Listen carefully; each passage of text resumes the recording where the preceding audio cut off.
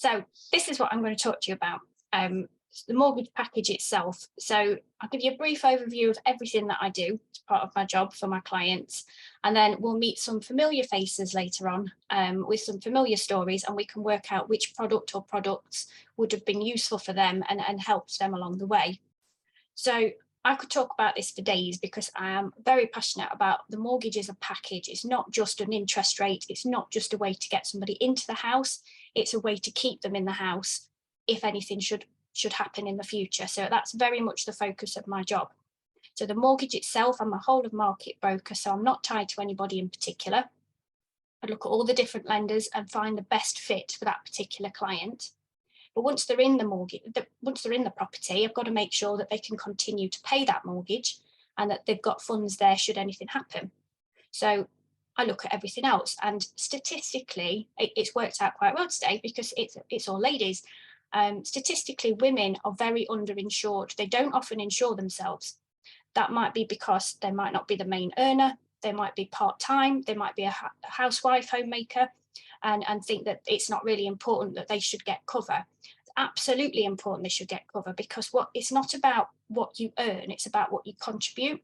And take a woman out of that household, whether there's children, whether there's running the household itself, somebody somewhere has either got to pay someone to come in and look after the kids and cook and clean, or the surviving partner has got to reduce their hours to do all of those jobs as well. So women are just as important to insurers as men.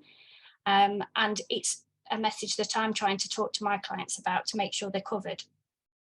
So these different options, things like income protection, does what it says.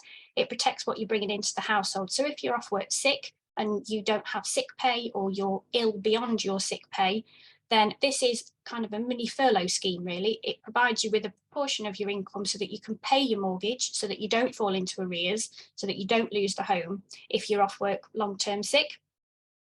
Private medical insurance is there. If you are sick, you need to be treated ASAP to get you back to work to be able to pay your bills. Currently, the wait time to see a GP is 9 days, and referrals to specialists are taking months and months. They're so far behind. Private medical insurance allows you to see a GP within 48 hours. You can pick a consultant or a hospital that specialises in your particular illness. You can be diagnosed and treated sooner, and they offer things like mental health care and cancer cover as standard. More and more people are turning to this because of the overstretched NHS, and they want to get seen, treated, back to work as quickly as possible. I've even got employers that are now including private medical insurance as part of their pay structure, as sort of a benefit in kind, to get their staff back to work as quickly as possible. Critical illness is for things that are a little bit more serious. So things like cancer, heart attack, stroke. If that should happen, there is a lump sum there to pay off the mortgage or pay off any debts, adapt the house if it's something that needs adapting, or seek treatment. You are expected to recover from critical illness. They're not expecting you to die, but with the severity of what you're dealing with, it can take time, and that financial pressure can be relieved from you so you can concentrate on your recovery. And life cover is there if you are no longer there. Your spouse, your next of kin, your children, they've got that lump sum to again pay the mortgage off, so that they don't have to give up the family home where they've made all their memories with you. So there's a whole package that goes into protecting a mortgage. And it's my job as a responsible and a regulated advisor to talk about all the different risks with my clients when setting them up in the home, to make sure they've got the right policies in place for them. So this is something that I'd look at with my clients, and I've done here my own personal risk profile. So it shows me what my realities are in my situation. So to fill you in, I'm 36, I'm a non-smoker, and I've got 2 children. So you can see here, I've got a 4% chance of dying before the age of 70. I'll take that. It's there. We've all got a chance of dying, but only a 4% chance before I'm 70. Sorry, Kat, to interrupt. Have you moved on to another slide? Because I'm still on the initial one. No. Okay. We're still on the first one. We're still on the first. Can you see that if I leave it? Yes. Yeah, I do that. Thank you. The IT technician, I'm not. So this is the triangle.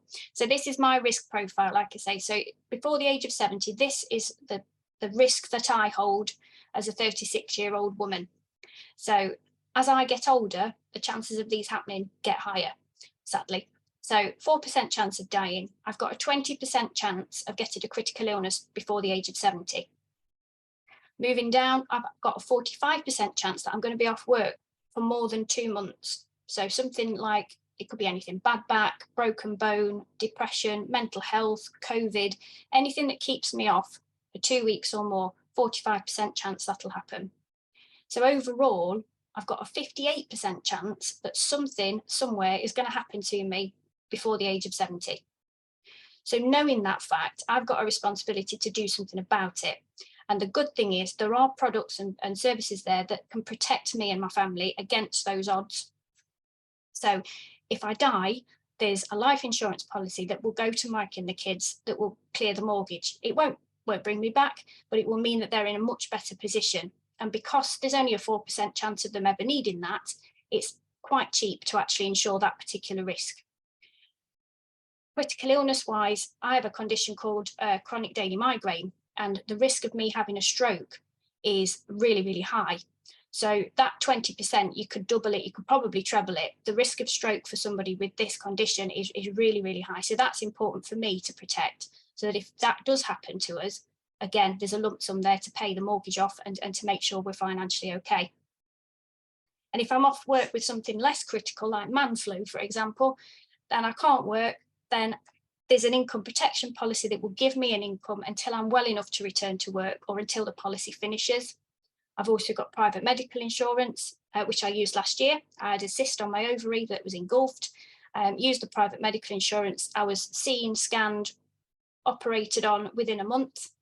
They had to remove the ovary because it was so badly damaged, and she'd said if I'd have waited for my NHS referral, that ovary would have ruptured and that I would have been off work a lot more. So that saved me a hell of a lot of pain, time and money by having that in place. So I can recommend all these different variations to my clients, and it's about working out what's going to be the best fit for them. Typically when you set up a mortgage, people think, oh, I just get a life insurance policy to match the mortgage and that's me covered, I'm sorted. Well, you can see actually I'm more likely to be critically ill or poorly, much more likely than I am to actually die. So protecting a family properly is much more intricate than just banging a life cover next to a mortgage. It doesn't work like that. So this is where the conversation comes in, and we work within budget, we work within, what's important to that particular family at the time to get the right results. So I've got a few familiar faces here, so feel free to shout out. Don't know what that is. Let me have a look. Oh dear. Cinderella. Father died, left with stepmother, didn't look after her very well, stuck, didn't have anywhere to go. If it was in the slideshow, the live cover bit wouldn't have come up at the bottom, but you can see if I was advising that family, the father could have left a life policy to Cinderella. We could have written it in trust so it would bypass the wicked stepmother and stepsisters. It would have gone directly to her. She could have moved out and that story would have been very, very different. Okay. Let me see. Oh, I don't know what's happening with can you see this slide? Or is it still on Cinderella? Still on Cinderella. Okay, try something else. So, another one in the news, Christina Applegate, recently diagnosed with multiple sclerosis. She was really struggling on set with her condition, made filming practically impossible, and it's really going to impact what she can do in the future. So something like a critical illness cover would have given her a lump sum to clear off any debt she's got. Income protection would have helped her with her income. She's a contractor, she's self-employed, she's got no sick pay. If she can't work, she does not earn. So income protection would have given her that income, so she could have taken time off work to recover. And private medical insurance, again, she's in America, she will have this as standard, but over here, if she'd got private medical cover, she could have been seen quicker, she could have found a specialist, she'd have mental health cover as standard, so that she would have got help adjusting to a diagnosis and learning how to live with the condition. And it would have made the transition a lot smoother than waiting for 6 months for a referral to a specialist. Another one in the news, Johnny Irwin, sadly diagnosed with terminal cancer. Started off in his lungs and it spread to his brain, and there's nothing that they can do. Johnny's been very open and very vocal in the news about the mistakes he's made with his protection. He's quoted by saying he was forced to continue working with a terminal condition and in a lot of pain because he failed to take out critical illness cover. So he's got life cover and he knows his wife and children will be able to keep the home, and the boys will grow up where they've made the memories with the dad. But the critical illness cover didn't allow him to clear the mortgage, so he had to continue to work, and that's put him in quite a lot of pain. And private medical insurance, again, cancer cover as standard, would have got to see the top specialist at the top location of his choice, would have started treatment a lot sooner, might not have changed the outcome, sadly, but it would have made the process a little bit easier on the family, and it would have got him treated straight away, might have bought him a little bit more time. So one thing I did want to ask all of you, if I bought you a machine and that sat in your front room, printed you money each month, would you insure that machine in case the machine broke down or stopped working? Yes, of course you would. You are the machine. You are sat in your front room printing money each month. You are the one keeping the mortgage paid and the roof over your head. Why are we not insuring ourselves in case something happens? So it's your income that's paying all the other insurances that you've got in your life. So your house, your contents, your car, your phone, your pet insurance, all of that is coming out of your income. So you could argue if you're not insuring your income and yourself, and nothing else is insured either, because there's nothing there to pay it if anything happens to you. We can't plan or predict everything that's going to happen to us, but we can try and minimize some of the effects with some proper planning and preparation. So after today, I just want to ask yourself, can you afford not to be insured? Thinking about insurance after something bad happens to you is like a broken pencil, pointless. So if you've got any questions or you want to have a look at what you've got or what you could have in place, absolutely feel free to reach out and I'll point you in the right direction. And I'm happy to take any questions if I've not massively run over time. Yeah, can I ask you a quick question, Kat? I think that's go for it. Yeah. The income protection can anyone get that out to protect their business if they're sick, or is it only so you can pay your mortgage?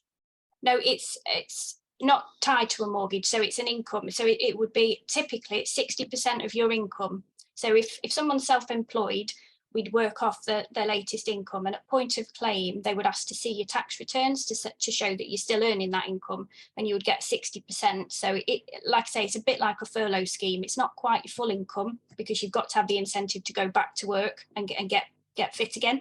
Yeah. But that income can be used for whatever you need it to be used for. So it doesn't have to just go for the mortgage. It can be to support the rest of the finances. Mortgage, but I've always thought about doing this sort of thing. Yeah, because you've still got your council tax, your utilities, your food, your everything else, like you say. So it's not just mortgage. It's to keep running the household. Okay.